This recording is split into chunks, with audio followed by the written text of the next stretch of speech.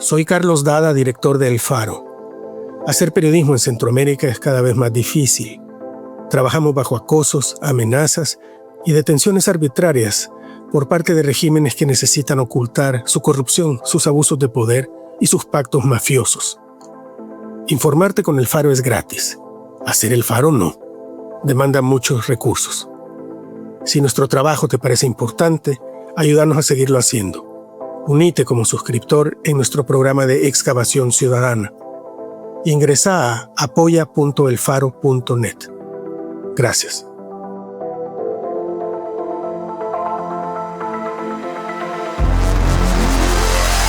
El Faro Audio.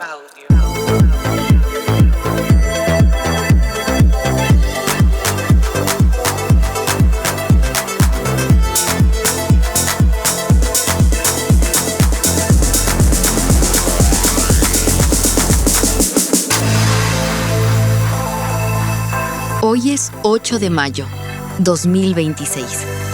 Este es un artículo de la redacción de El Faro, narrado por Carlos Martínez, titulado Los olvidados del represivo mayo de 2025. Un bucero muerto, 13 capturas sin pruebas y 12.6 millones del erario público. Publicado en elfaro.net.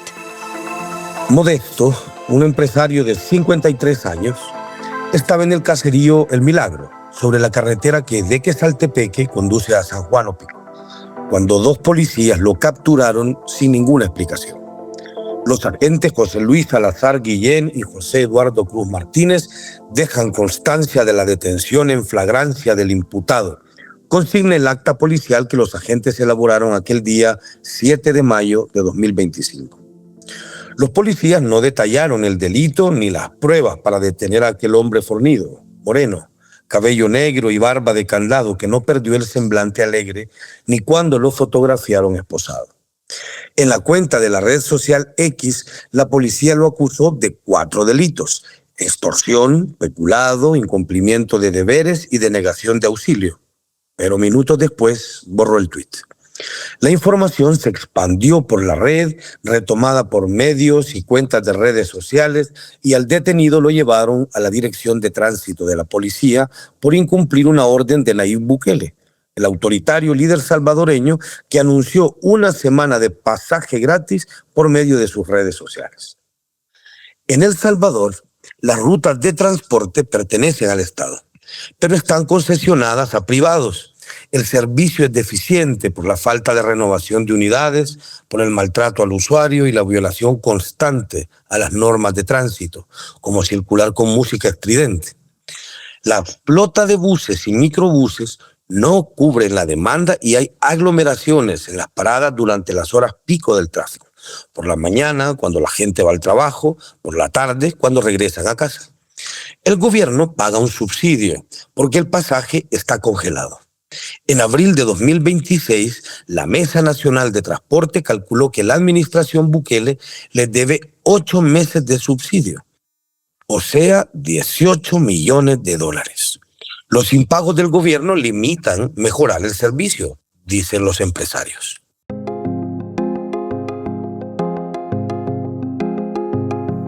La noche del 4 de mayo de 2025, Bukele anunció por medio de un tuit que el pasaje sería gratis, del 5 al 11 de mayo. En ese momento, él enfrentaba una ola de críticas y reclamos por una serie de derrumbes en la carretera Los Chorros, que provocaron el cierre de la principal vía que conecta la capital con el occidente del país. En esos días, el 1 de mayo, El Faro publicó una entrevista con 2 cabecillas pandilleros que escaparon del régimen de excepción de Bukele, gracias al gobierno de Bukele. Era la primera de las entregas que se publicaron hasta el día 3. La serie fue el centro de conversación en un territorio que Bukele controla usualmente, las redes sociales. A las 2 de la tarde del 1 de mayo de 2025 se publicó la primera parte de la entrevista, Las confesiones de Charlie, entrevista con un líder pandillero que pactó con el gobierno de Bukele. Tras 24 horas al aire, la entrevista alcanzó 326.837 vistas. A 2 meses de su publicación, las 3 partes de la entrevista alcanzaron 2 millones de vistas en YouTube. En el resto de las redes sociales del periódico, los fragmentos de la entrevista publicados superaron las 15 millones de visualizaciones. El presidente Bukele, un publicista experto en imponer temas en la agenda pública, en desviar la atención sobre asuntos incómodos para su imagen, anunció la semana de pasaje gratis justo cuando era criticado por su ineficiencia en los trabajos de los chorros y cuestionados por el largo pacto criminal que le permitió gobernar la capital de 2015 a 2018 y luego ganar su primer periodo presidencial entre 2019 y 2024. Bukele, cosa rara, había perdido la narrativa. Entonces, la noche del 4 de mayo, anunció el pasaje gratis en todo el país, a pesar de que la carretera de los Chorros solo hace conexión con el occidente. Entendemos las molestias que genera el tráfico adicional por los trabajos en la carretera de los Chorros. Por eso, además de otras medidas de mitigación, hemos decidido que durante toda la semana el transporte público será completamente gratuito. Eso incluye buses y microbuses, tanto urbanos como interdepartamentales, especiales y ordinarios. Escribió Bukele en la red social X a las 6:36 de la tarde del 4 de mayo de 2025, un día después que las entrevistas a sus ex socios pandilleros hubieran terminado de emitirse. Al siguiente día, las terminales y paradas de buses amanecieron abarrotadas. En las paradas de la Plaza Salvador del Mundo y la Cuarta Calle, el diario de hoy, fotografió a un centenar de personas que esperaban buses, mientras que los microbuses estaban llenos de usuarios parados en el pasillo. Los noticieros de televisión grabaron una decena de conos color naranja que indicaban el cierre de 3 carriles en un tramo de los Chorros, y entre los gestores de tránsito y policías se observaban a jóvenes que con sus mochilas sobre la espalda caminaban hacia sus trabajos. La situación es insostenible, dijo Anabel Espinosa, una usuaria entrevistada por el diario de hoy. Es demasiada gente que ocupa esta parada y es imposible que todos lleguemos a tiempo, opinó Francisco Esquivel, uno de la multitud que esperaba bus en la Plaza Salvador del Mundo. Ante el fracaso de su medida, Bukele acusó a los transportistas de orquestar un boicot y ordenó por redes sociales capturas por los delitos de peculado y extorsión, alegando que el gobierno ya había pagado la semana de pasaje gratis y ellos no brindaron el servicio. La policía capturó a 14 empresarios. Mientras esto sucedía, el oficialista Diario El Salvador destacaba que las fuerzas del orden brindan seguridad en transporte público gratuito. La nota destaca que en la terminal Nuevo Amanecer de Soyapango, la unidad canina de la División Antinarcóticos de la Policía montó un dispositivo para evitar el traslado de ilícitos. Ni una línea sobre el caos tras la medida de Bukele. Uno de los 14 capturados fue José Modesto Mengíbar Vázquez. Cuando fue capturado, acusado de negarse a seguir las órdenes de Bukele, hacía ya 4 años que su ruta, su negocio de buses, había cerrado. A Modesto lo capturaron por negarse a circular unos buses que no tenía. Modesto era empresario de la Ruta 97, que recorría varias colonias de Santa Tecla. La ruta dejó de circular el 11 de marzo de 2021, según dan cuenta páginas de noticias de Facebook y testimonios de vecinos de la colonia Quesaltepeque, donde estaba el punto de buses. La amplia calle asfaltada, donde los buses esperan a los pasajeros, ahora es un parqueo de doble fila. Esa ruta dejó de trabajar después de la pandemia, explica una señora que en una esquina tiene una tortillería. El transportista estuvo detenido durante 16 días. El 19 de mayo de 2025, la Fiscalía presentó la acusación en el Juzgado Séptimo de Paz de San Salvador y en el caso de Modesto solicitó al juez un sobreseimiento definitivo. En el documento, los fiscales no explican por qué fue detenido ni por qué pidieron el cierre de su caso. Todo lucía tan arbitrario como la manera en la que Bukele había anunciado en sus redes que el transporte sería gratuito. Un domingo de marzo de 2026, El Faro buscó a Modesto en una colonia de Santa Tecla. Sonriente atendió en la puerta, pero dijo que tenía una llamada telefónica con un familiar por un negocio inmobiliario y no podía atender. Pidió que se le contactara posteriormente por mensajería electrónica. Tengo ciertas cuestiones que comentar, respondió en uno de los mensajes antes de pactar una reunión. Luego, el empresario no respondió más. En junio de 2025, una encuesta del Instituto de Opinión Pública de la Universidad Centroamericana, la UCA, reveló que 6 de cada 10 salvadoreños tienen más cuidado al momento de emitir su opinión política. El 48.3% de los encuestados teme expresar sus opiniones por miedo a ser detenido o encarcelado. Esta percepción está relacionada con la aplicación arbitraria del régimen de excepción, en vigor desde marzo de 2022 y que ha sido usado para encarcelar a excombatientes, a maestros y activistas de derechos humanos. El miedo al régimen de Bukele es tal que hasta hay familias que niegan a sus parientes fallecidos en las cárceles.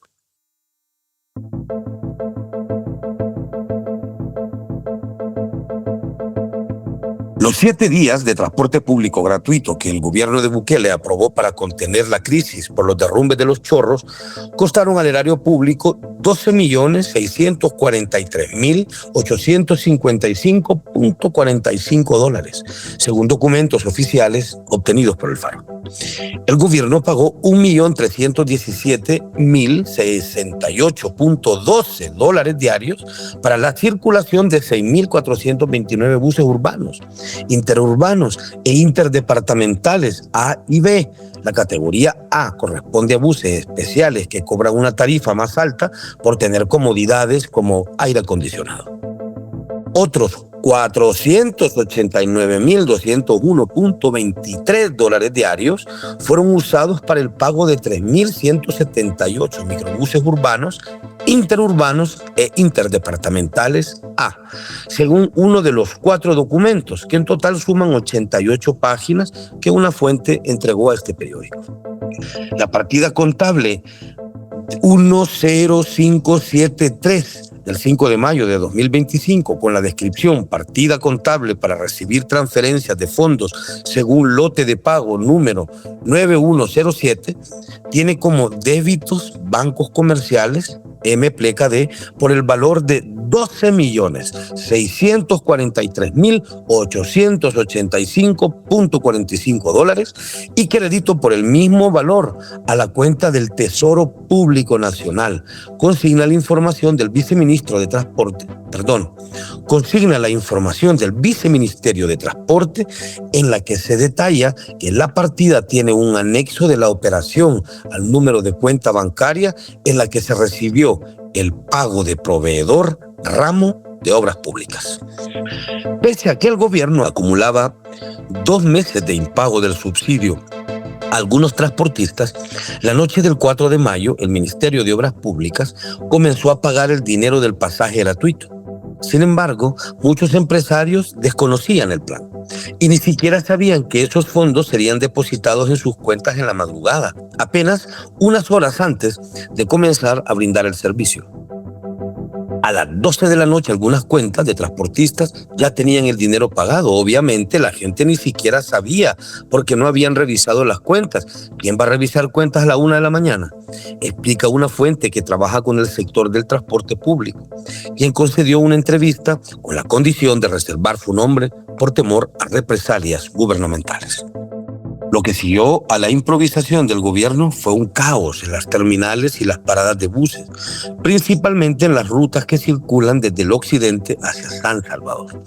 Ante la confusión y el desorden, y aunque no se tratara de pandilleros, el gobierno aplicó a los buceros el régimen de excepción que está en vigor desde 2022. Entonces, la siguiente pieza de esta historia fue la muerte de un empresario y 13 capturas más sin prueba alguna. Estas detenciones fueron tan arbitrarias que la policía incluyó entre los detenidos a Modesto, el empresario de la Ruta 97 que cerró operaciones en 2021 y que ahora se dedica a bienes raíces.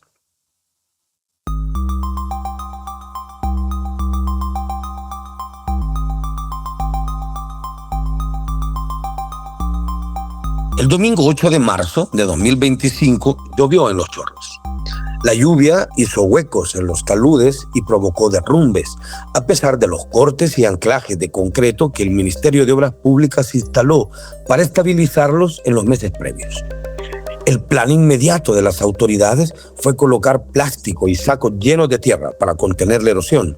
La medida no calmó la preocupación de los conductores y especialistas, quienes cuestionaban que los cortes de los taludes eran demasiado verticales y eso los convertía en un riesgo ante la llegada del invierno. El coordinador de la carrera de Ingeniería Geológica de la Universidad de El Salvador, Miguel Hernández, dijo a Diario El Mundo que la montaña que rodea Los Chorros es joven, con una antigüedad de apenas 55,000 años, con materiales poco cohesivos y alta probabilidad de erosión por lluvias o sismos. Son depósitos piroclásticos que tienden a comportarse de igual manera, de manera que la verticalidad le hace mal. La verticalidad a esos suelos les provoca un colapso o una desestabilización, dijo. Pese al derrumbe del 8 de marzo de 2025, el ministro de Obras Públicas, Romeo Rodríguez, defendió los trabajos y la seguridad de la obra. Sí, es seguro.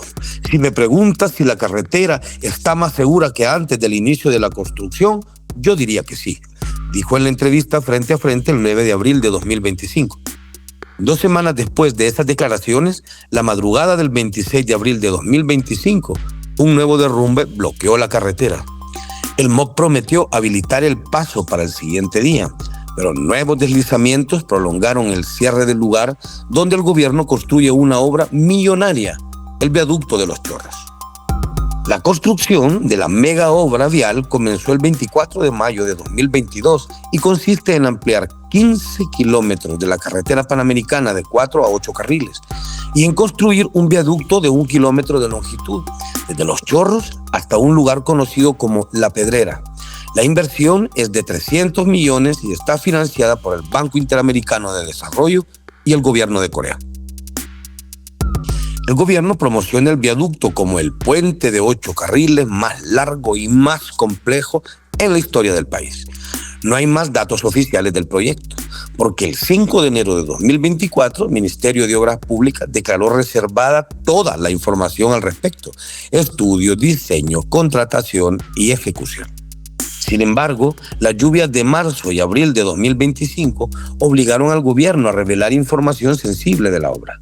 El MOP reconoció problemas en 3 de los 7 taludes, confirmó la remoción de 10,000 metros cúbicos de tierra y anunció el cambio de la pendiente de los taludes en un 50%. El ministro Rodríguez lo explicó de otra manera en una conferencia de prensa: necesitaban acostar la montaña. Aunque los conductores buscaron rutas alternas, como Comasagua, Quesaltepeque y Zaragoza, los trabajos para acostar la montaña provocaron congestión vehicular y aumentaron el tiempo de viaje del occidente hacia la capital, hasta en 5 o 7 horas para recorrer 16 kilómetros, tramo donde se ejecutaba la obra. Unos 900 buses y microbuses del transporte público fueron afectados por el costo del combustible y el desgaste de las unidades, según documentos del viceministerio. El 2 de mayo de 2025, el Ministerio de Obras Públicas ordenó a la Dirección General de Transporte del Viceministerio de Transporte que calificara de urgente los derrumbes en Los Chorros y tramitar el transporte gratuito del 5 al 11 de mayo. Aunque esta información no era del conocimiento ni de los transportistas ni del público. Mientras el Viceministerio de Transporte preparaba el documento para declarar como urgencia los derrumbes en Los Chorros, Bukele lidiaba con las entrevistas a Charlie y Liro, los pandilleros que detallaron por primera vez en video sus pactos con la pandilla Barrio 18 Revolucionarios. Durante 2 días, Bukele dedicó tweets a tratar de desacreditar la publicación utilizando una vieja fórmula en su retórica antiprensa. Intentó relacionarla con el magnate George Soros y la agenda progresista de su fundación Open Society. El tema, sin embargo, siguió en la agenda pública. Está claro que un país en paz, sin muertos, sin extorsión, sin sangre, sin cadáveres todos los días, sin madres llorando a sus hijos, no es rentable para las ONG de derechos humanos, ni para los medios globalistas, ni para las élites, ni para Soros, escribió en X al mediodía del 2 de mayo de 2025. Al siguiente día, el 3 de mayo de 2025, el director general de Transporte del Viceministerio de Transporte, Herbert Ismael Flores Majano, firmó una resolución que declaró los derrumbes como una urgencia a nivel nacional y ordenó el transporte público gratuito según el documento 062 pleca 2025-CERFCOL-DGTT-BMT pleca 2025. La modificación presupuestaria será a través de la contribución especial para la estabilización de las tarifas del servicio de transporte público, según los artículos 19 y 22 de la Ley Transitoria para la Estabilización del Servicio de Transporte Público de Pasajeros. Consigna la copia de un documento del Viceministerio de Transporte en poder de este periódico. La decisión del transporte público siguió siendo un secreto para la población y para la mayoría de transportistas. La ocurrencia de Bukele se transformó entonces en un desastre para el transporte público.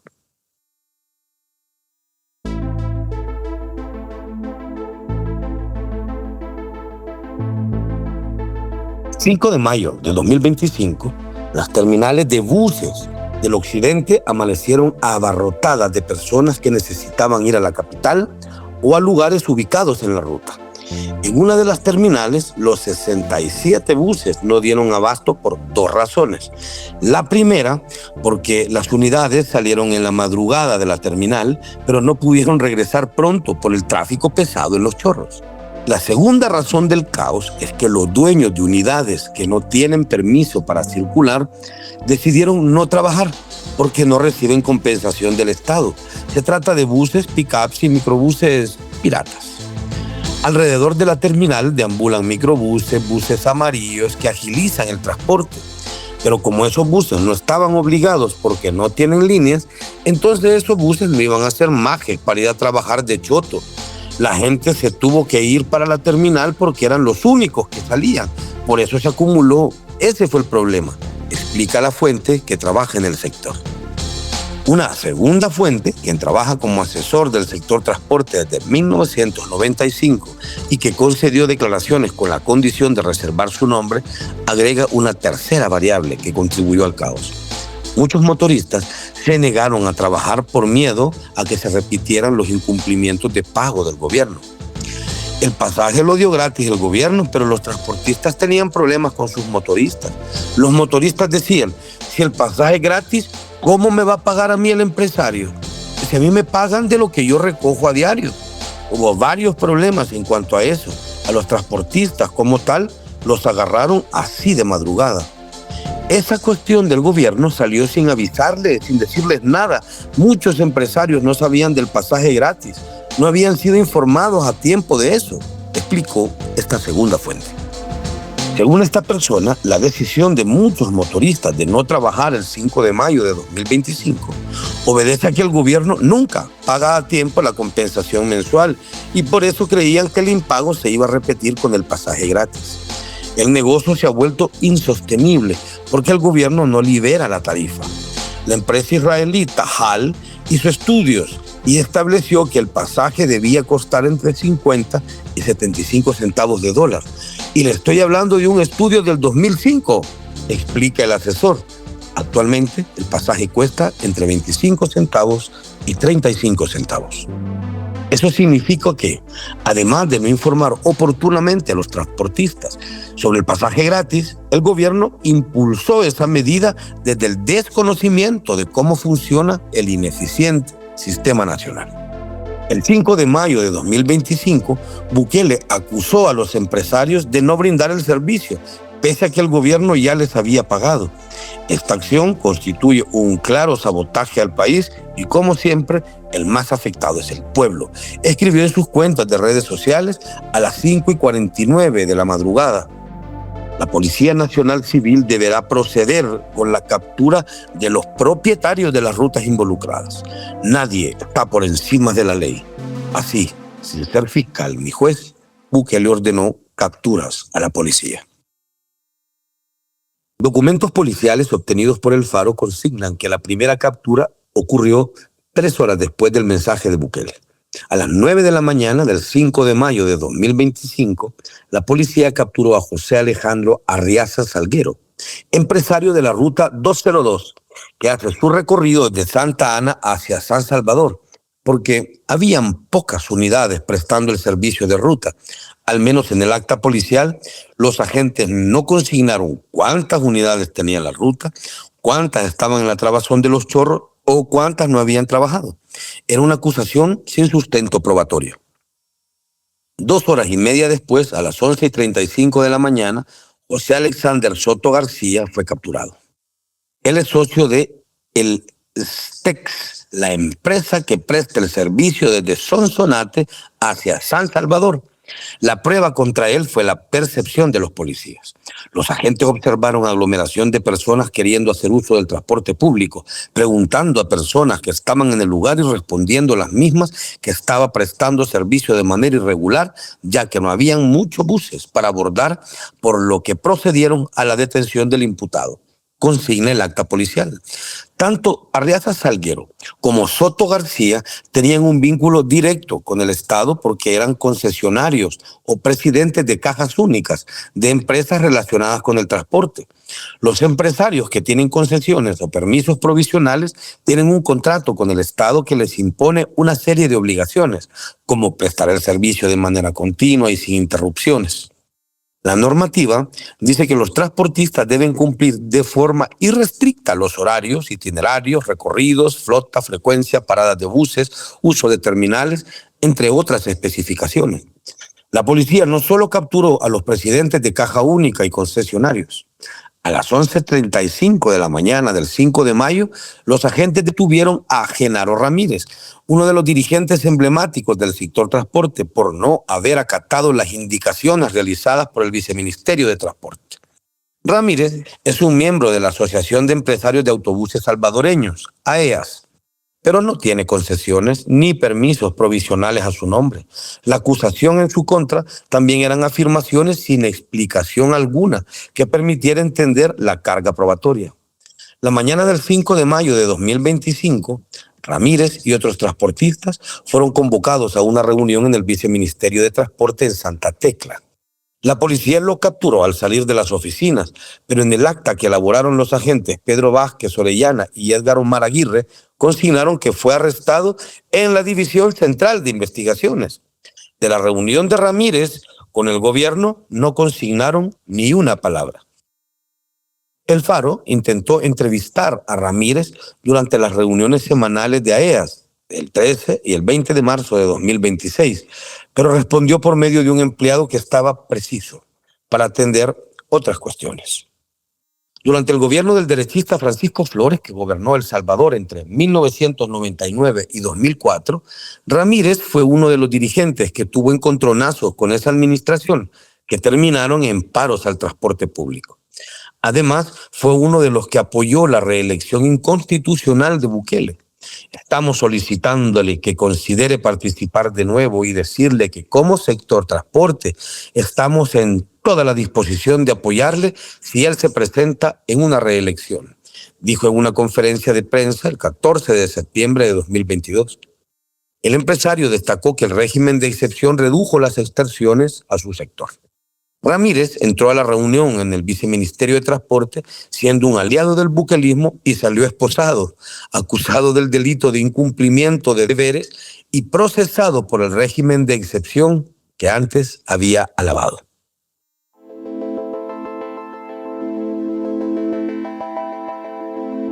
La captura de Ramírez y de los otros 4 empresarios el 5 de mayo de 2025 no resolvió el caos del transporte. Al siguiente día la situación seguía igual, terminales y paradas de buses abarrotadas. El gobierno siguió apostando a la política del garrote para resolver el problema. Entre el 6 y el 7 de mayo, otros 9 transportistas fueron capturados por razones vagas, como prestar el servicio de manera irregular o ser señalados por la población de negarse a prestar el servicio, según las actas policiales. La policía capturó a los empresarios por los delitos de peculado e incumplimiento de deberes. El peculado era un delito exclusivo para funcionarios o empleados públicos que hurtaran fondos públicos de una dependencia estatal bajo su responsabilidad. Los transportistas no erogan fondos públicos, reciben subsidios de dinero público, pero el 7 de febrero de 2025, un mes antes de los derrumbes en Los Chorros, el oficialismo aprobó una reforma al Código Penal. La reforma agrega la figura del servidor público. Este cambio permite a una persona que presta un servicio temporal o permanente, remunerado o ad honorem dentro del Estado, municipios o tribunales, sea procesado por peculado. Así, los transportistas se convirtieron en los primeros procesados por este cambio, que aprobó la Asamblea Legislativa controlada a plenitud por Bukele desde 2021. Y no solo eso, a los transportistas también le aplicaron el régimen de excepción. El régimen de excepción fue aprobado el 27 de marzo de 2022 tras una masacre de 87 salvadoreños perpetrada por la Mara Salvatrucha 13 y la ruptura del pacto secreto entre el gobierno de Bukele y las tres pandillas. Bukele ordenó un régimen de excepción por un mes y su Asamblea Legislativa lo aprobó de inmediato. Desde entonces ha sido prorrogado cada mes durante 4 años, limitando derechos fundamentales como el debido proceso judicial, el derecho de defensa y la ampliación de los plazos procesales para juzgar a una persona por agrupaciones ilícitas, lo que deriva en años de encarcelamiento sin una condena. Miles de ciudadanos inocentes han sido encarcelados bajo fichas policiales elaboradas sin pruebas o bajo argumentos como que mostraron nerviosismo, y las cárceles se han convertido en centros de tortura sistemática.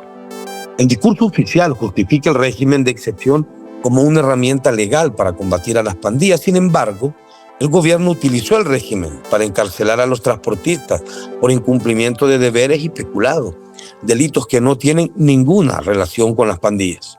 ¿Por qué la Fiscalía utilizó un decreto contra las pandillas para mantener en la cárcel a los transportistas?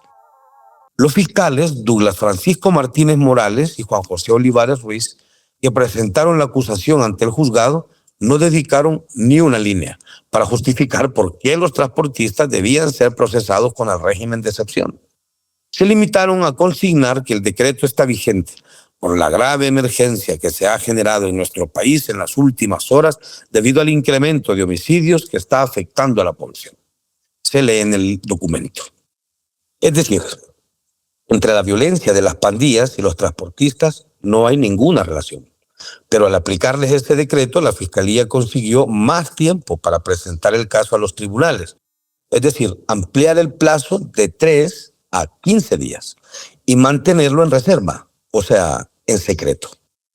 El Faro también tuvo acceso a un documento del Juzgado Séptimo de Paz en el que no se objeta la aplicación del régimen de excepción, pese a que el expediente no tiene ninguna relación con las pandillas. Continúa vigente el régimen de excepción relacionado y, por tanto, suspendido el plazo constitucional de 72 horas para la duración de la detención administrativa, previsto en el artículo 13 de la Constitución. En tal sentido, no ha existido un exceso de la duración de la detención en flagrancia, se lee. Tras el tuit de Bukele, en el que acusaba a los transportistas de un boicot al país, el criterio de la policía, fiscales y jueces estaba alineado para que siguieran en prisión. Un empresario murió bajo custodia del Estado en medio de este entramado sin ningún sentido jurídico.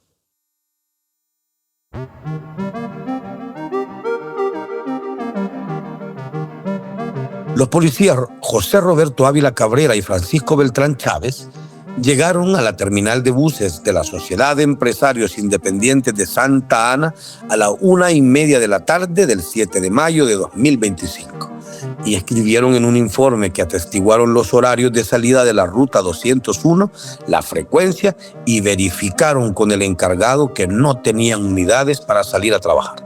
En el documento no hacen ninguna referencia a cómo el derrumbe de Los Chorros había afectado el recorrido y la frecuencia de la ruta. Tampoco enumeraron prueba alguna de por qué los buses no regresaban a la terminal. Los policías llegaron a la conclusión de que los transportistas no tenían ninguna justificante para que la terminal estuviera casi vacía. Por esa razón escribieron los agentes, procedieron a la captura en flagrancia de José Roberto Jaco Carranza, de 64 años, empresario fundador y en ese momento gerente general de Seiza Bus, el colectivo que reúne autobuses de Santa Ana. Al igual que los cientos de capturas en el marco del régimen de excepción, la policía manejó en secreto el lugar donde Jaco Carranza estuvo detenido. La familia obtuvo una escueta información hasta 5 días después, el 12 de mayo de 2025, cuando el empresario falleció en el Hospital Regional del Seguro Social de Santa Ana. El Instituto de Medicina Legal reconoció el cadáver en la morgue del hospital y la forense Sonia Elizabeth García Mejía estableció como causa de muerte un síndrome coronario agudo, según los documentos obtenidos por el Faro. Un síndrome coronario agudo ocurre cuando el flujo sanguíneo al corazón se reduce o detiene bruscamente y lo padecen personas que tienen factores de riesgo como la presión alta, colesterol elevado o diabetes. Entre los posibles tratamientos para un síndrome coronario agudo está la toma de fármacos o procedimientos médicos para abrir las arterias, a menudo afectadas por coágulos. En el caso de Jaco Carranza, no hay evidencia documental de que haya recibido tratamiento en la Bartolina policial donde estuvo detenido o en el Hospital Regional del Seguro Social en Santa Ana. En el apartado de la esquina de medicina legal donde se debe especificar la asistencia médica, la forense García Mejía escribió que eso era algo no precisado. Hasta después de la muerte de Jaco Carranza, la familia obtuvo escueta información sobre lo que pasó con el empresario después de su detención. Una nota de la prensa gráfica consigna que una fuente cercana a la familia contó que el empresario estuvo detenido en las Bartolinas del 911 en Santa Ana. Luego, al sentirse mal de salud, fue trasladado al Hospital San Juan de Dios, pero no pudo ser hospitalizado por falta de camillas. Finalmente fue ingresado al Hospital Regional del Seguro Social. La Bartolina del 911 en Santa Ana, donde Jaco Carranza estuvo detenido, ha sido un lugar de tortura policial durante el régimen de excepción. El Faro entrevistó a una persona que estuvo detenida en esa Bartolina, el señor G, como aceptó identificarse por temor a ser capturado nuevamente. Esto es lo que él recuerda de su estadía en esta Bartolina durante abril de 2022. Torturaban a bastante gente, les metían unas bolsas negras en la cabeza y que no respiraran. Hasta que ya no aguantaban, les quitaban la bolsa. Les pegaban con un garrote en los pies. Ahí todos gritaban porque los zampaban en una pila con agua y sufrían. Yo vi todo eso. Un segundo testimonio recogido por el Faro retrata la indolencia de los policías que vigilaban esa Bartolina. En enero de 2024, Juan Carlos Cornejo Martínez, un discapacitado que rescataba perros y fue detenido sin pruebas por el régimen de excepción, fue testigo de la indiferencia policial ante la agonía de una detenida. En el tiempo que yo estuve, murió una señora. Ella les pedía de favor, era una persona VIH, insuficiencia renal, diabética, persona grave, pues. A los policías les dio igual. Cuando ella murió, se preocuparon, porque sabían que les iban a cuestionar, pero ahí ya estaba muerta. Se llamaba Juana, el apellido no me acuerdo. Ahí murió en el 911, a ella le faltaba una pierna, andaba en silla de ruedas.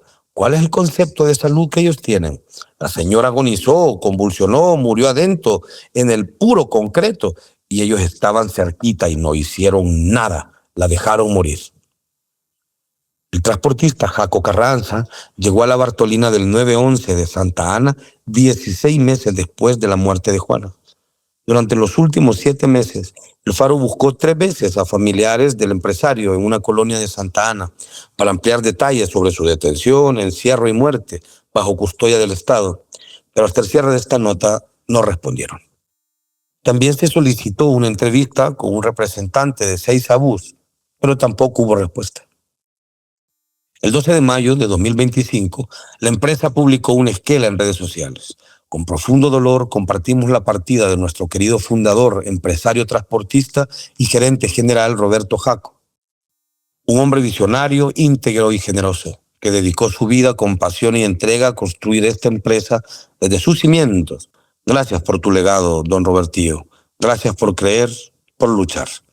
Desde la publicación de esta esquela, Seiza Bus no se ha pronunciado más sobre esa muerte. Vecinos de Jaco Carranza, entrevistados por el Faro, lo describen como generoso y reservado. Él no se metía con nadie, lo conozco desde hace más de 20 años y siempre pasaba trabajando. Cuando alguien necesitaba algún favor lo hacía y a veces hasta regalaba alguna cosita como guineos. Cuenta una señora de pelo canoso mientras barre la acera de su casa. Ella suelta esas frases con evidente temor por lo que le pasó a su vecino y sugiere no indagar nada más sobre el caso. Usted está joven, no debería andar preguntando estas cosas. Por la situación del país, nunca se sabe lo que puede pasar, dijo la señora. La muerte de Jaco Carranza impactó a sus vecinos y también al proceso judicial. El 23 de mayo de 2025, los empresarios enfrentaron una audiencia del Juzgado Séptimo de Paz que les concedió la libertad condicional. Una fuente del sistema judicial que estuvo en la audiencia cuenta que esa resolución fue resultado de la muerte de Jaco Carranza. El señor de Santa Ana estaba enfermo y no debieron meterlo preso. Esa muerte le generó demasiados anticuerpos y por eso aceleran el proceso y lo sacan. Según esta versión, los demás buceros están libres porque Jaco Carranza murió. La fuente judicial que habló con El Faro contó que atestiguó las advertencias de los policías a los buceros liberados tras la muerte del transportista. La policía les advierte a los señores que están detenidos, que los están poniendo en libertad, que hablen con sus abogados, pero que no vayan a combatir nada. Les piden que se mantengan diciendo que están de acuerdo en las libertades, que ahí no haya ninguna discusión. Cuando el juzgado ordenó procesarlos en libertad, los transportistas se retiraron del centro judicial de San Salvador sin decir ni una palabra sobre la muerte de Jaco Carranza, ni sobre las arbitrariedades del proceso. Ha pasado un año, el silencio de los empresarios se mantiene y el caso sigue bajo investigación del Juzgado Cuarto de Instrucción de San Salvador. El Faro contactó a 5 de los 13 procesados, pero no respondieron a la petición de entrevista. El abogado de uno de esos procesados dijo: atendiendo el deseo expreso de mi representado de mantener bajo estricta reserva su trámite judicial, por el momento no me es posible brindar declaraciones ni conceder entrevistas. El asesor explica que los transportistas no denuncian las injusticias y los problemas que enfrentan porque temen ser capturados como Catalino Miranda. Él era un reconocido dirigente de transporte que fue capturado el 12 de marzo de 2022, luego de una reunión en la Casa Presidencial, mucho antes del desastre de los Chorros. Lo acusaron de cobrar en pasajes más de lo aprobado y lo encarcelaron en Mariona, donde fue víctima de la corrupción penitenciaria. Miranda murió en septiembre de 2025 y durante la crisis de los Chorros, Bukele usó el caso para demostrar que su voluntad está sobre la institucionalidad del país. Pregúntenle a Catalino Miranda cómo le fue la última vez que intentaron algo similar. Se equivocaron de nuevo, escribió Bukele en la red social X el 5 de mayo de 2025. Los buceros están organizados, pero el sector tiene miedo. Desde el caso contra Catalino Miranda, el sector tiene miedo de decir, opinar algo, porque pueden ser apresados, les pueden aplicar el régimen, tienen temor y por eso no marchan, no se expresan, no exigen y mejor se quedan callados, cuenta el veterano asesor de los transportistas. El bucero muerto y los otros 13 que continúan procesados fueron las primeras víctimas de mayo de 2025. Un mes que empezó con las complicaciones vehiculares por los derrumbes en los Chorros y que siguió con las revelaciones de los cabecillas pandilleros Charlie y Liro. La noche de la muerte de Jaco Carranza, el 12 de mayo de 2025, la policía reprimió y capturó a habitantes de la comunidad del Bosque que protestaban frente al centro comercial Las Piletas y la residencial Los Sueños, donde vive Bukele. Los manifestantes pedían la intervención de Bukele para evitar un desalojo, pero en respuesta fueron capturados. Entre ellos el pastor José Ángel Pérez y el abogado ambientalista Alejandro Enríquez. Un día después de la protesta ciudadana frente a su casa, Bukele acusó a las organizaciones no gubernamentales de utilizar a los campesinos de la comunidad del Bosque y en represalia envió un proyecto de ley de agentes extranjeros para imponer el 30% de impuestos. La embestida del oficialismo contra organizaciones de la sociedad civil no terminó en la reactivación de la ley de agentes extranjeros, que resultó en hacer inviable la vida financiera de varias organizaciones que eran críticas a la dictadura salvadoreña.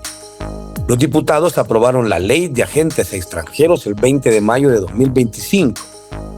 Desde entonces, al menos 7 organizaciones y 2 medios informativos cerraron o salieron del país debido a la ley.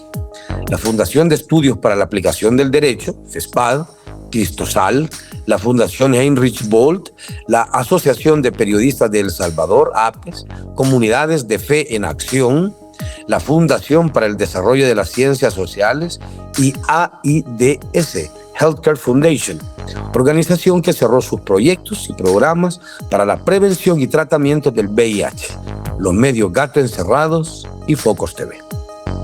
La noche del 18 de mayo de 2025, la policía capturó a Ruth Eleonora López, jefe de la unidad anticorrupción de la ONG Cristosal. Al siguiente mes, Bukele consolidó su autoritarismo con la captura del abogado constitucionalista Enrique Anaya, un crítico de las políticas oficialistas. En junio de 2025, la Asociación de Periodistas de El Salvador registró la salida del país de 43 periodistas por acoso policial o tras leer la situación de que quizá es el mes más represivo de la historia del bukelismo. El pastor Pérez y el abogado Enríquez, capturados arbitrariamente por acompañar a la comunidad del Bosque, fueron liberados el 17 de diciembre de 2025, tras 7 meses en prisión. Los procesados se declararon culpables en un procedimiento abreviado, algo que la defensa consideró una decisión estratégica ante la ausencia de garantías constitucionales y de debido proceso en el país, y siguen bajo restricciones judiciales como salir de El Salvador. La activista de derechos humanos Ruth López y el abogado constitucionalista Enrique Anaya continúan detenidos y les han aplicado el régimen de excepción, pese a que los delitos por los que son procesados no tienen ninguna relación con pandillas. López y Anaya están incomunicados y sus procesos son secretos. Sobre la muerte de Jaco Carranza, una muerte bajo custodia estatal, el Estado no ha anunciado ninguna investigación. El transportista apenas duró vivo 5 días en las Bartolinas del régimen.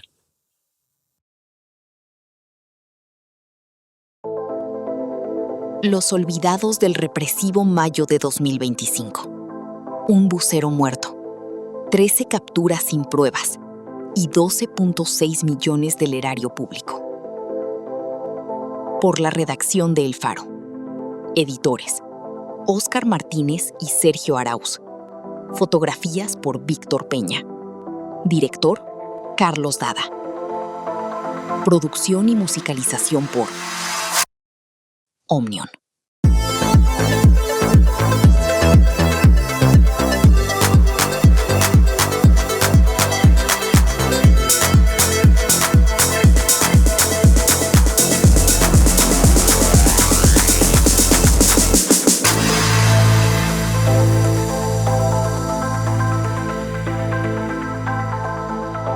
El Faro Audio.